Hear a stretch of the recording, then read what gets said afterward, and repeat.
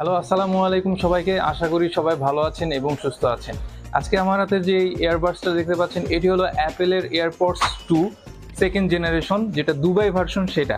আজকে এই ভিডিওতে আমি আপনাদেরকে এটা দেখাবো আনবক্সিং করে, এবং এটার কিছু ফিচার সম্পর্কে আপনাদের একটু আইডিয়া দিব। তো চলুন প্রথমে আনবক্সিং করি।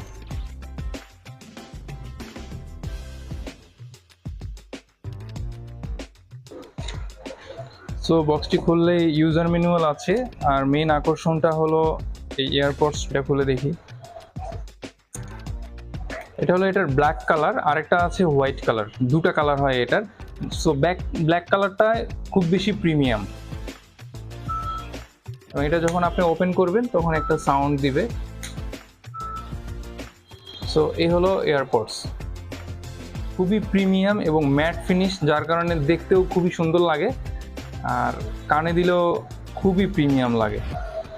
এটা আসলে ধরে এবং এটার ওয়েটে বোঝাই যাবে না যে এটা আসলে কপি ভার্সন নাকি অরিজিনাল। এবং এখানে টাচ কন্ট্রোল দেয়া আছে, এখানে দিয়ে আপনি টাচ কন্ট্রোলের সব ফিচারগুলো এখানে ইউজ করতে পারবেন। কানে দিয়েও খুবই কমফোর্টেবল লাগবে আপনার কাছে। এটা সাউন্ড কোয়ালিটিও জোস, যারা এটা ইউজ করে তারাই শুধুমাত্র জানে এটা আসলে কি জিনিস। খুবই কম প্রাইসের মধ্যে খুবই প্রিমিয়াম একটা প্রোডাক্ট, এবং এটা হলো দুবাই ভার্সন।